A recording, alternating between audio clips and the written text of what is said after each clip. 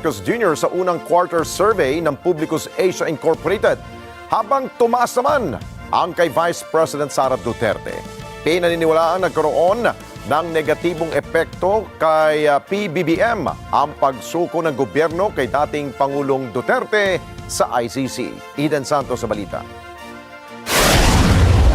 Hindi ikinagulat ng publiko ang pagsadsad ng approval at trust ratings ni Pangulong Ferdinand Marcos Jr. Yan ay matapos na bumaba sa 19% mula sa 33% ang approval at trust ratings ni PBBM sa inilabas na pahayag first quarter survey ng Publicus Asia Incorporated. Naniniwala ang mga netizen na nakausap ng Net25 News na nakaapekto sa pagbulusok ng ratings ni PBBM ang pagsuko sa International Criminal Court o ICC kay dating Pangulong Rodrigo Duterte.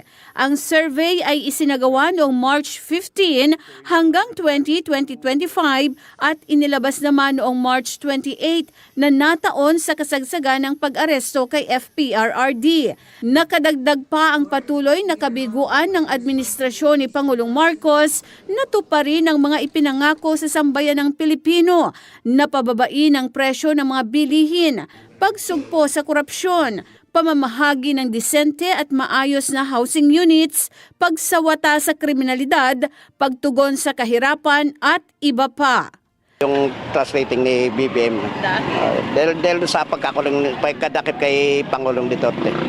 Yun din po ang isa sa dahilan ng pinaka nagpababa po sa rating niya po, yung mga pangako niya po na hindi po natutupad. Lalo na po sa pagtaas ng mga bilihin po o yung mga pabahay po, hindi niya po naisatupad po yung mga ganon. Saka ano po, lalong pahirap na pahirap po ang buhay natin. Lalo na po sa pagtaas ng mga pangunahing bilihin po. Lalo na po sa mga bigas po, sa bigas po. Kaya ang bumaba ang niyang rating ni BBM, gawa ng ginawa niya sa PhilHealth, kinuha niya lahat. Kinuha niya ang isis, kapira na sa bayan. Paano na kung magkasakit kami? Wala na pira ng mga anak ko sa PhilHealth, kinuha ni BBM, kailangan ibalik niyan. Yung, alam mo na kay BBM, maraming anomalya eh. Kaya yun siguro yung yung dahilan kaya bumaba yung ratings niya. Sa akin, sa palagay ko, hindi. Kasi hindi pa napapatunayan na siya yung nagpadala sa Netherlands. Diba? Ang tingin ko, merong ibang dahilan. Oo, politika, parang gano'n. Naging positibo naman ang epekto kay Vice President Sara Duterte ng ICC arrest sa kanyang ama. Tumaas sa 42% mula sa 37% ang approval ratings ni VP Sara.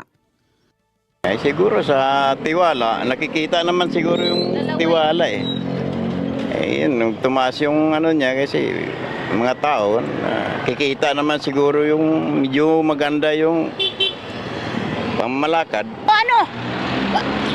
Dapat i-impeach na si BBM, hindi si Sara. Malaking tinulong ni Sara ni Duterte sa Pilipinas noong nag-COVID. Tama ba ako? Dapat sa presidente, hindi siya magpapano sa mga congressman. Kasi presidente siya ang masunod kasi kaya yung i-impeach si Sara Duterte. Nasabi niya, ay di bali ipawalang bisa na dayon. Ay yung mga kongreso gusto ipatuloy eh. Maganda manghangarin ni si Bongbong Marcos. Kaso lang yung mga galamay niya na si Presidente Bongbong.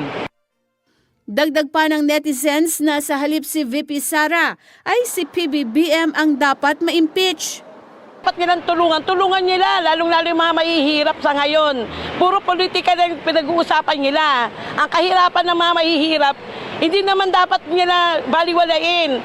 Yan lang dapat sana isikasuhin nila. Kasi marami na nagugutom eh. Yung mga mababang sahod, ganun. Kung marami ka pang pamilya, mga anak, ay wala.